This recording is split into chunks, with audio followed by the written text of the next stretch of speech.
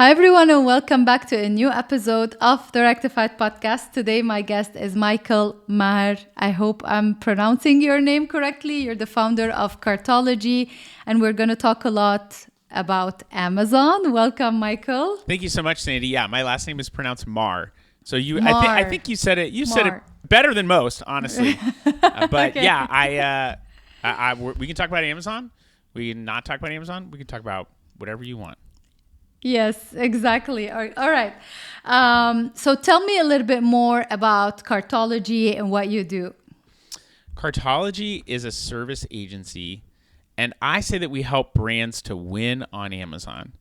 What does that mean? People need to be found. They need to have organic visibility at the top of search results. So we help them to do that by making sure that they get their products in front of the right people through advertising, that once people get on the page, they actually want to convert and buy the product.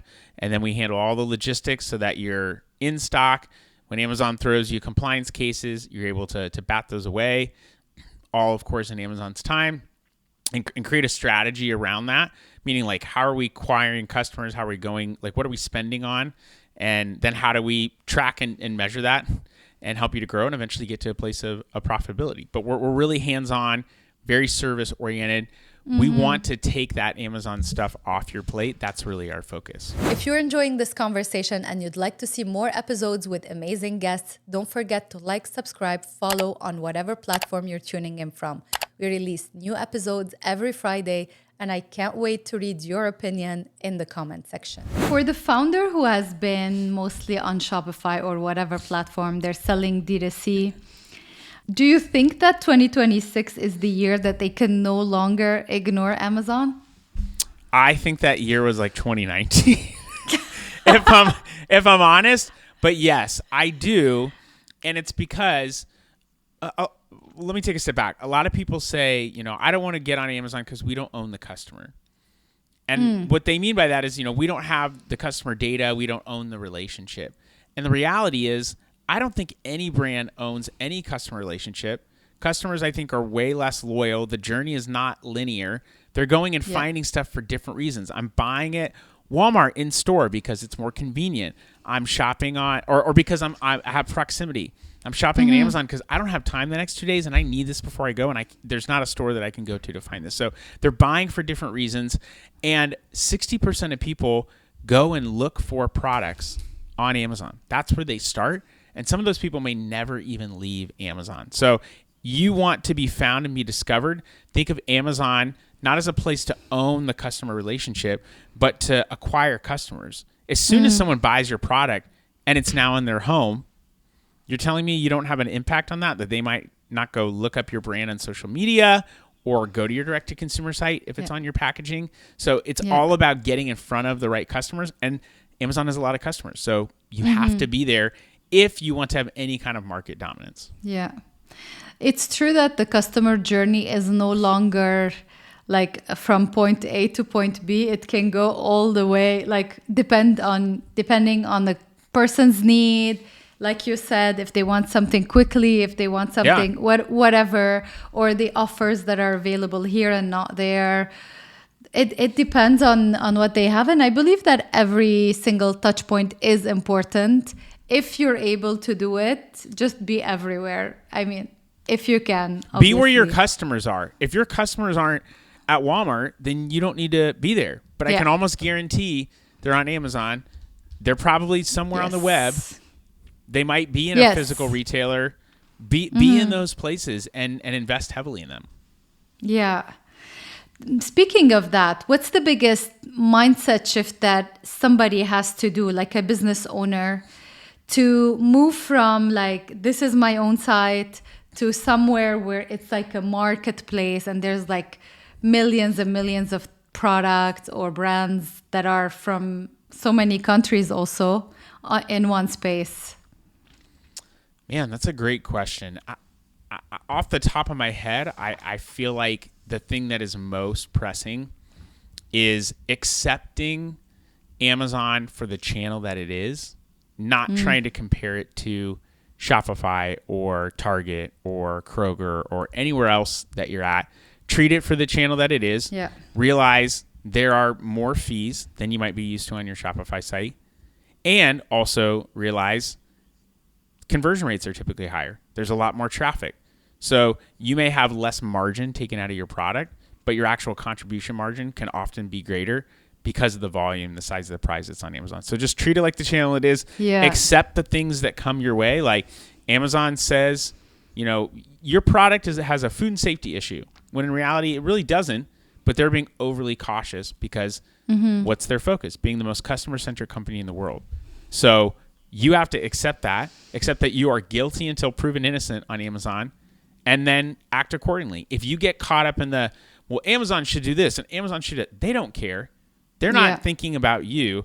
Don't give them that much power. Focus on how do I win on this channel, and then go and execute on that.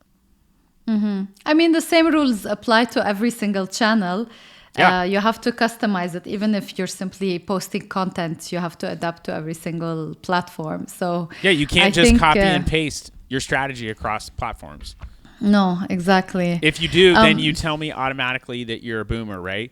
Because you're posting lateral images, or you're posting landscape images on Instagram or TikTok. Yeah.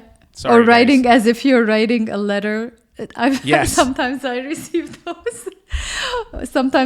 those. There are people who send me SMS, like text messages, or they write on somebody's, like they comment on something, and it's like, "Dear Sandy," and I'm like, "What just happened?" Or a text message that's like, I say like, "That's great. We'll meet you there, Michael." And it's like, yeah, I know it's Michael. I know. You're in my contact information.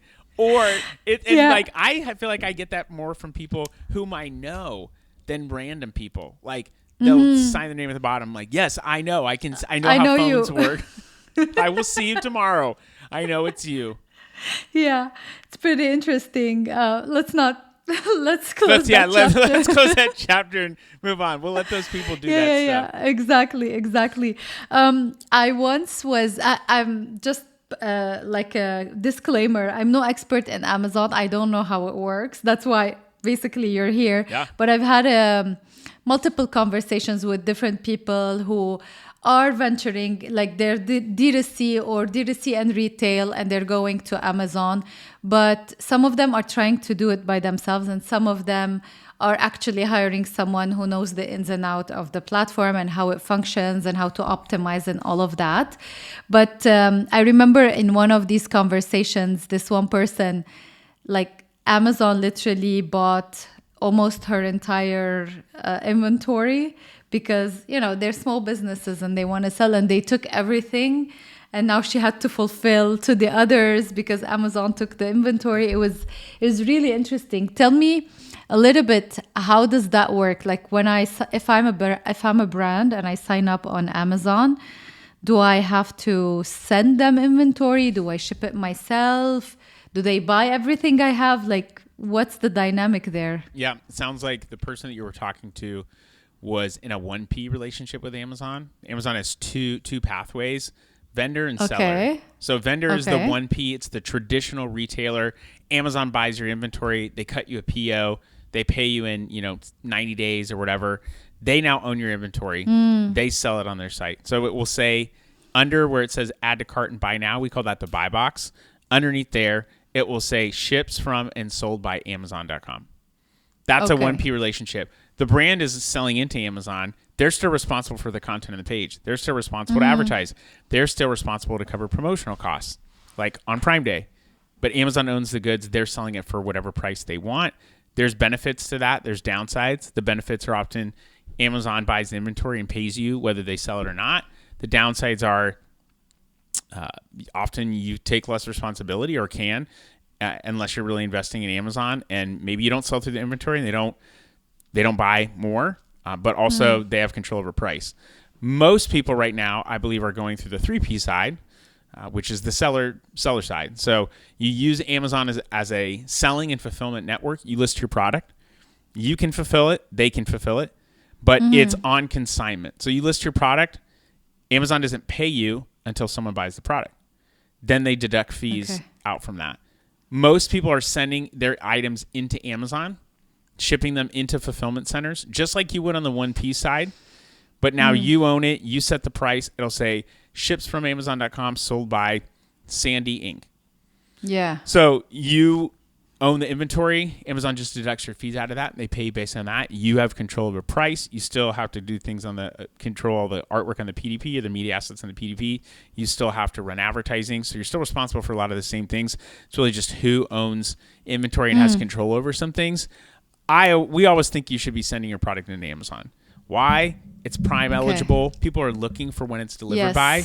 If it doesn't say, today by 2 to 6 or next day or within 2 days, or if people are just clicking Prime eligible only items, they're not going to see your product or they're going to pass over it. Your conversion rates are often a lot lower when it's fulfilled by merchant. Yeah. Now, some brands have to be FBM because they sell cold chain stuff or like chocolate. Anytime it gets in the summertime, April to like October, you have to take chocolate out of fulfillment centers and ship it yourself. Amazon doesn't do cold chain fulfillment. So there are exceptions to that. Okay. So do you prefer the second type? You said it's P2? Seller Central or 3P. Yeah, 3P. So you prefer 3P but send it to Amazon? Yeah, I think so because you've got a little bit more control. For a beverage brand, 1P might make more sense because the cost of shipping, 12 pack of drinks is very expensive. If you're paying the actual fulfillment cost, when you're on the vendor side or that 1P side, the first party relationship side, you're paying a percentage of your wholesale cost.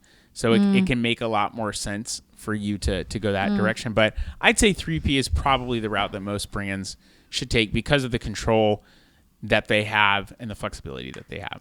Yeah, makes sense.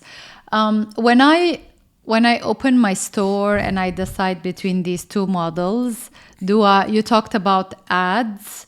What do I do? Can I just have my products there and hope that organically somebody will find it and buy? Or like you mentioned, we should invest in ads or maybe SEO or something to show up in search.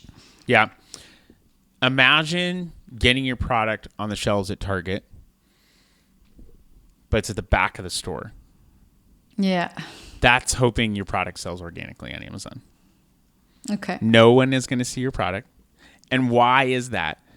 Because Amazon, most people don't go past page 1 of search results, like 70% of people. So you need to be on page 1 to be visible. How does Amazon show things when you search for them? Based on, there's a lot of factors, but based on sales history and sales velocity for whatever the term you're searching. So if someone's searching for leather handbag and you've never sold a product when someone searched that, Amazon has no reason to show your product high in search results. The way that you get into that conversation to build organic visibility is through advertising. You run an ad for leather handbag. You show up in an ad. Amazon's, when someone buys your product, they see that conversion. They now say, okay, well, this product is relevant to this term. And over the past 3 weeks, we've seen them sell a lot more. It seems like a great product. Let's show it higher organically. And that's part of what we do with the brands we work with is help show them that correlation between spending on a term, visibility and organic rank, and increase in total sales. Interesting. So there's going to be a whole new marketing budget, or like we have to add money on our marketing budget. And by marketing, I mean whenever you're doing paid ads on whatever platform, we need to account for Amazon if we really want to be there and sell a lot. Absolutely. I mean, it's essentially trade spend or part of the trade spend, but it's like, how are you going to get your product to jump off the shelf? Are you on it like in store? Are you just expecting people to walk by? Maybe if your packaging is designed right and you're not designing in a vacuum, but you know that your product is going to stick on the shelf, people might pick it up. But if you're a food and beverage brand, what better way to get your product in hands than demo? So it's a form of trade spend, but you have to invest that in order to show up and be visible and sell through the velocity that you need to. That's exactly what ad spend does when used efficiently. When it's not used efficiently, people focus on ROAS and they think, oh, well, I'm spending $1 and I'm making $4. Then I must be really successful. And what they don't realize is, well, yeah, you're spending on your own brand terms. So of course you're going to have a good return on ad spend. There's high intent there. Or they're spending on discovery campaigns, allowing Amazon to direct the targeting, which is way less focus, and it doesn't help you drive in one direction. If you are a leather handbag and you want to show up on leather handbag, you need to exact match that term and spend in one direction to generate the velocity you need to be visible organically. Over the years working with product brands, I developed my own framework for scaling. I call it the 3R framework. It's my signature system, and it's what I use with every single client I work with. And today, I want to give you the diagnostic tool that sits at the heart of it. It's free, it takes about 10 minutes, and it will show you exactly which of the 3Rs, revamp, reshape, or reach, is your biggest gap right now. The link is in the description. Go grab it and start working on the right thing. So if I'm a small business, do I need a lot of money to appear? Is there a very big competition? Something like Google AdWords, it's like crazy out there. Is it the same vibe on Amazon? I'd say somewhat similar. A lot is kind of relative. It depends upon your, category. If you're in a category with a lot of cheap competitors, and your product is a higher price point, how are you standing out? You can't bid on all the same terms that everyone else is bidding on. You're just going to be, noise in a sea of cheap items that really maybe are more commodities. But if your product has good quality, if you can stand out, if you can showcase the benefits, maybe you spend on different terms to start building organic visibility. Maybe you're also hopefully spending off-channel, creating demand, and that brings people to Amazon to find your product. But we don't want to rely upon that brand. We want to go after non-branded stuff. Do they have to spend a lot of money? They typically have to spend more than they think they do. Like whatever you're anticipating, if you're like, we're spending about $1,000 a month, you're going to probably need to 10x that, if not more, just to start generating enough velocity. But also, set your expectations. What are you wanting to do? Are you wanting to hit $3 million in sales in your first year? If you are, it's possible. You're going to have to spend aggressively. If you're not in a hurry to get there, then you can spend a little bit differently. And since I'm finding similarities with other platforms or other strategies and tactics, I kind of deduct from that it's very important to have the right images and the right content and the right everything. The right everything is more like it. Yeah. So it's basically everything we write, the descriptions, the product, the images that we take. We can't just do this in a random way and hope that somebody will buy. Correct. There are experiments that you can run. If you think your content's great, maybe your agency partner wants to run content against yours, run an A/B experiment, see which one performs better. Yeah. The data will not lie. In general, though, people find and discover your product based on keywords that are in the listing. So title, back-end search terms, bullet points. Those are kind of your main areas. No one sees the back-end search terms. Titles are most visible. Bullet points, I don't even think people are really reading unless they can't get the information from the media assets. So Amazon also crawls your media assets for text. The best way that we see this is nail your main image, so get people to click in. It has to be in a white background, but you can stylize it, give it a little bit, like if you have a protein powder, you can showcase what the protein powder looks like on the front, or add some things that stylize what people are going to get. But Amazon has limits of what you can do. And then in the secondary images, make sure you're showcasing your product in lifestyle shots and layering on infographics on top of that. What are the reasons why someone should buy? Do not overwhelm them. Yeah. So I would stick to like 3 main points. Why are the reasons people are buying your product? Oh, well, it doesn't cause bloating. It's flavorless, and it's got 20 grams of protein. I don't know what I'm describing, but that's what people are maybe looking for. Make sure you're clear about those things and don't overwhelm them. And videos are another great opportunity. That's all above the fold. Below the fold is what we call A+ content. That's additional place to tell your story. Use different imagery than your media assets. Maybe tell a little bit different story if people want to explore more. But you really have to be intentional about what you're putting up on those listings if you want them to sell. Now that you're saying infographics and this and that, and I'm seeing it, like I'm remembering when I visited that store and I was looking at certain products. That's what I look at. Like I look first at the images, I scroll through them, and then if I don't find my answer, I read in the bullet Do I know what I'm points. talking about or what, Sandy? So yes, exactly. I mean, it's anecdotal, but I think it's true. The images help tell the story quicker and faster. Yes. And there's text in the images. Now you can see all the things that you need to know. But like, if you're a food brand, and especially if you're in a better for you category, and you're not giving people the stats, like what are the ingredients, what are the macro profiles, you're missing a big opportunity, because that's what people are looking for. Now they have to go and find other things. Well, maybe this isn't the product I want. Boom, they move on to the next one. So true.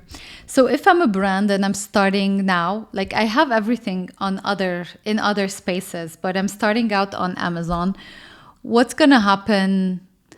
Like what should I expect, let's say in the first 30 days or 60 days? Is there something that I need to be prepared for, or is there something that's going to be happening during this time?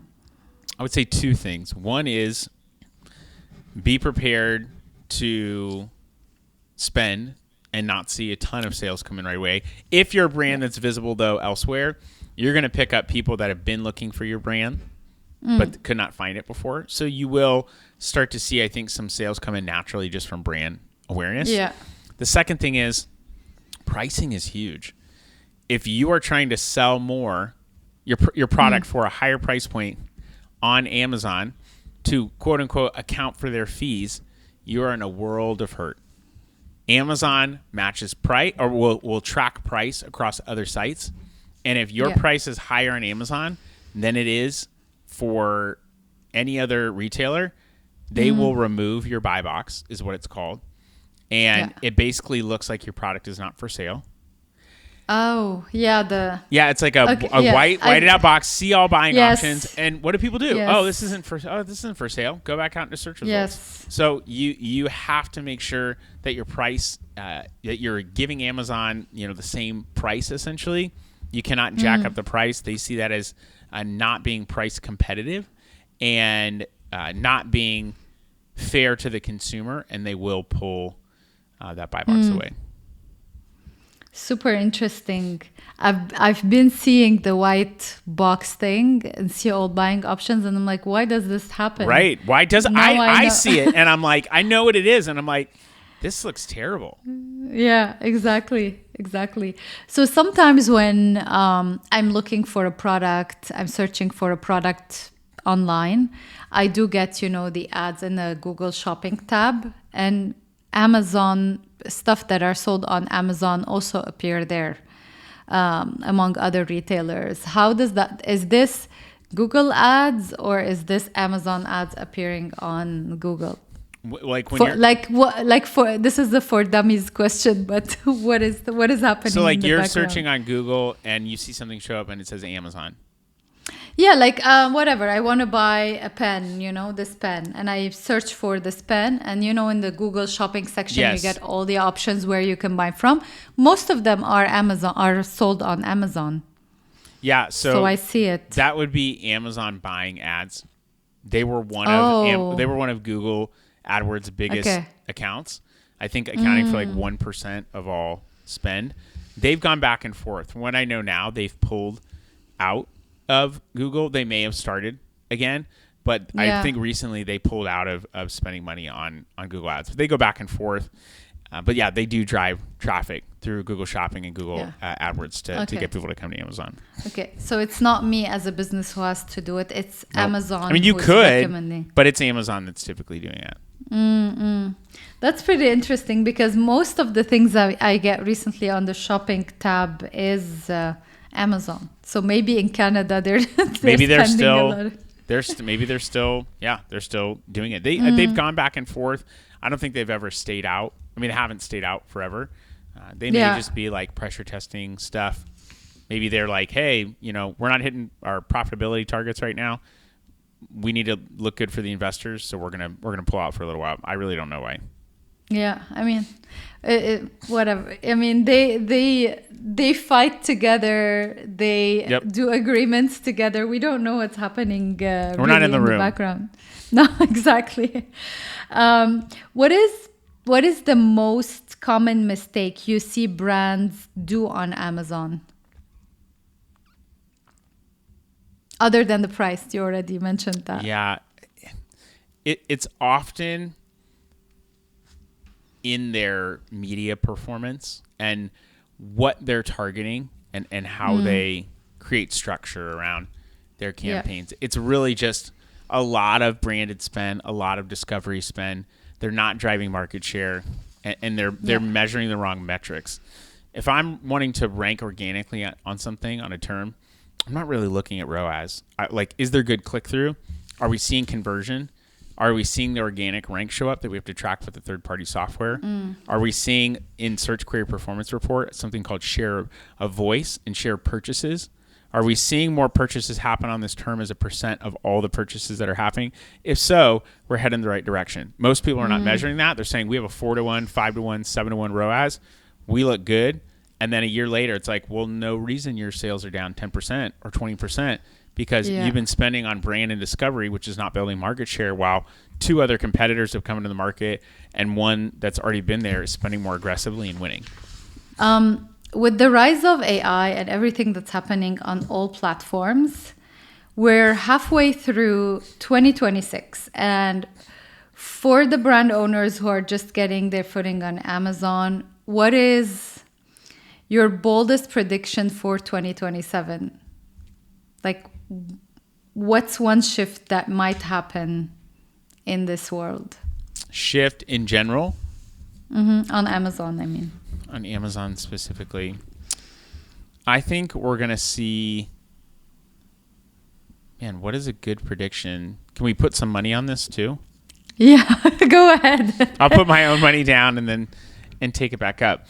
I think we're going to see even more data and capabilities come out with Amazon. They've had so much data for a really long time. They've been launching a ton of stuff through Amazon Marketing Cloud, their marketing clean room, where you're able to look at how different ad types work together, look at customer lifetime value. So I think they're going to continue to release more data and more options for the brands that are on there, and just give us more resources to be able to spend money. Yeah, because that's what they want. I feel. Can I say what I say? What you feel? This is your podcast, Sandy. I feel it's something AI related because I saw recently Shopify has done an integration with ChatGPT, so you can buy from ChatGPT will suggest your products from Shopify, and you can buy directly from there. So maybe just like they pay for the Google Shopping thing, maybe something will happen with one of the AI, like one of the LLMs that people search on. I feel they have their own. I guess you could call it generative AI. It's called Rufus. And so when you go on there, Rufus is already starting to make suggestions. Like, you looked for this. Are you looking for these items? If so, here are top rated items. If we're talking about that, my guess is that they take Rufus and instead of making it, kind of tertiary, they're going to make it more like an AI overview, like Google. So they're going to put it in the search bar. And I think the Rufus predictions maybe come up in search first, then it's everything else. But then that means, are you able, like, people use ads to drive sales. Are you able to do a Rufus bid modifier? Like, I want to pay 100% more to show up in Rufus. That would be my guess as to what would happen with that. Yeah. That could also be something. It would be interesting if they integrate, or maybe they buy, or whatever, some platform that people are already using, where there's a lot of people, like, everybody's behavior has changed. We no longer Google, we go to ChatGPT or Claude or whatever and ask them the questions, even though Google has the AI answers and all of that. But we'll see. We'll get back to it next year, and we'll see what happens. Hey, I'd love to be right or wrong about the prediction. I mean, we never know because this thing is moving super in a very Yeah. fast way, and we don't know what's really gonna happen maybe tomorrow. True. Not even I have no not clue even what's going to me. happen later today, Sandy. Exactly. So basically, to sum it all up, if you're going to go on Amazon, don't do it alone. There's a lot of tips and tricks that you need to know. You need to hire an expert who can help you out because just putting your product out there is not going to generate revenue for you. This is for me like the conclusion of this whole thing. What's one last thing you would say to our audience before we wrap this up? I think you said it really well. And to piggyback on that, everyone wants, or people like the idea of having in-house capabilities. The way that I've seen brands really grow and scale is by finding the right partners. Big CPG brands are not trying to bring Amazon capabilities in-house. They're finding the right people that they can pay to help them to do this because they know it's not the in-house capability that makes them strong. It's a great product that makes them strong. Even very large publicly traded companies are having other companies buy media for them, do the creative because they focus on the product and the distribution and the relationships. That's what really they're going to shine. Trying to build something in-house, you have that option. It doesn't have to be me in Cartology that you hire, but you need to find someone good. And there are good people out there. Yeah. Not all of them are so great. And some know very basic things and some know not much at all. And so you want to put your business in the right hands. So, do your due diligence, but man, like it's expensive to build that out. And I know because I've invested money in building out the systems and processes to help brands grow. And I know Amazon. Imagine if you didn't know and then you tried to start building. So just find a good partner, someone who really wants to see you succeed. And I think you can go really far. And just be willing to invest in the channel. You got to spend money on ads and spend aggressively on the right things in one direction. That's about it. Thank you so much, Michael, for this lovely conversation. And I hope we were able to help those of the listeners who wanted to start and venture on Amazon. And to all the listeners, I'll be back next week with a new episode.